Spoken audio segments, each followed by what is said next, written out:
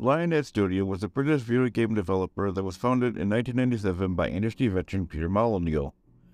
The studio was known for its innovative and ambitious games, particularly in the role-playing and simulation genres. Lionhead was responsible for creating popular titles such as Black and White, Fable, and the movies.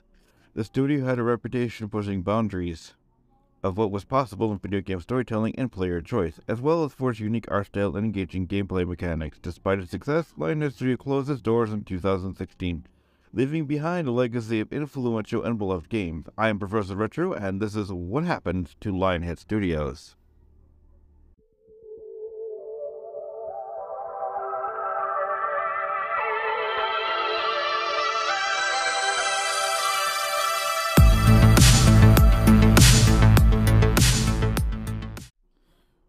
Lionhead Studios' start goes back to the founder of Bullfrog Productions, Peter Molyneux, who felt that he was limited creatively by EA when Bullfrog was acquired by EA in 1995.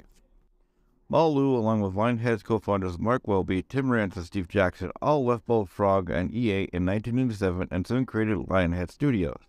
The whole concept behind Lionhead Studios was to develop quality games without trying to grow too big. Molyneux stated that, "This time around, we are a professional-run game company. Gone are the days of shooting work experienced people with guns, and that they would work on one game at a time."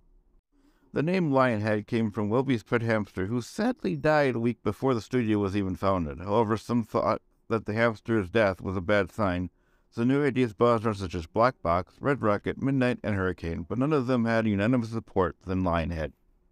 Soon word about Lionhead began to spread, and companies wanting to work with Lionhead were meeting with them, such as Sega, Nintendo, Eidos, GTI, and LEGO. By the end of July, Lionhead signed a one-game contract with EA. Lionhead was going to make their first appearance on May 1997 at E3, but at the last minute canceled due to no deal with EA. However, Lionhead finally made their first appearance at the European Computer Trade Show instead. After a job post in August of 1998, Lionhead hired Russell Shaw as head of music, and their first title, Black and White, was released in 2001. The gang at Lionhead Studios were notorious pranksters as well.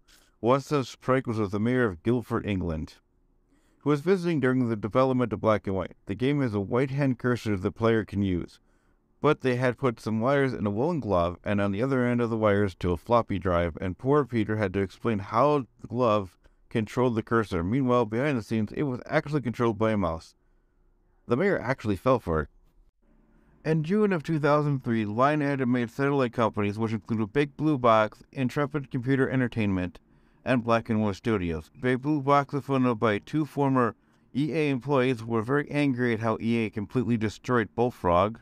Intrepid Computer Entertainment was funded by Joe Ryder and Matt Shilton, and Black and White Studios was funded by Jonte Barnes.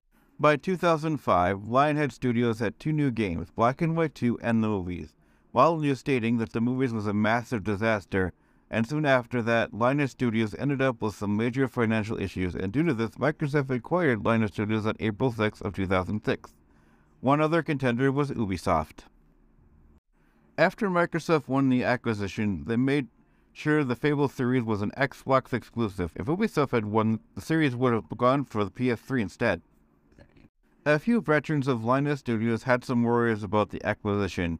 Andy Robinson, head of testing, was not a fan of the acquisition, saying that he was being cheated out of money he was owed. Molyneux believed that Microsoft was happy with the deal and felt that they would make their money back with the release of Fable 2 for the Xbox 360.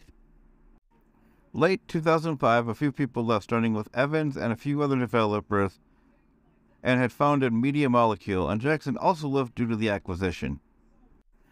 Those who stayed felt that Lionhead benefited from the acquisition. Microsoft had leased out space to expand Lionhead Studios to give them a cantina and revamp the offices, which made Lionhead feel like a real developer. Even though Fable 2 was a massive hit, it still got some haters.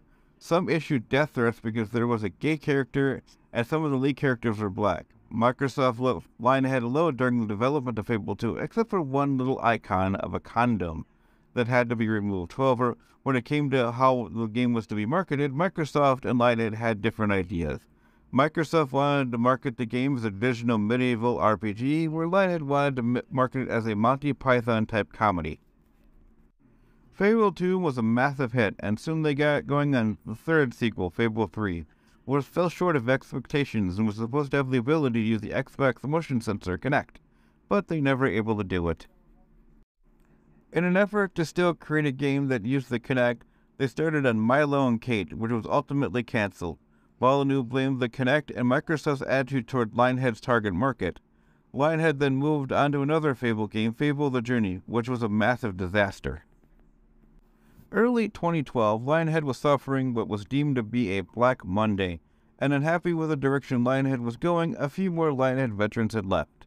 Molyneux soon lost it, and according to McCormick, Molyneux ordered those who were not happy to leave. And then feeling a bit sorry, he apologized for the outburst, and then in March he left to found 22 Can. Rance and Paul McLaughlin both left, which put Webley temporarily as the new head of Lionhead, being replaced by Scott Hansen afterwards. Molyneux's departure had a major impact on Lionhead. Lionhead became more organized and professional according to the remaining staff. One staff member has stated that Molyneux was the one keeping Microsoft at bay, but now they were vulnerable. In an effort to renew interest in Fable, Microsoft wanted Lionhead to focus on making a Fable service-based game, or face closure, which caused Fable 4 to be rejected. Sadly, on March 7, 2016, Microsoft had announced that Fable Legends was cancelled, and that the closure of Lionhead Studios was soon to come. This shocked some of the staff who suspected Microsoft was concerned but thought Lionhead wasn't going to get shut down. Some staff felt that the closure was due to a string of bad decisions and mismanagement. In the 2021 documentary Power On, the story of Xbox, Microsoft admitted that the way they handled Lionhead was a mistake by focusing them on the Kinect. In conclusion, Lionhead Studios was a prominent game development company that brought us many beloved games over the years, from the iconic Black and White to the groundbreaking Fable series. Their contribution to the gaming industry was not forgotten. Despite the success, the company faced numerous challenges, ultimately leading to their closure in 2016. However, the legacy lives on in the many fans who continue to enjoy their games and the impact they had on the industry. Lionhead Studios may no longer be in operation, but their impact on gaming will be remembered for years to come. I'm Professor Retro, reminding you to button mash the like button, ring the bell, and smash the subscribe button to get a heads up on my next video. Now, class is dismissed, and peace out and stay frosty.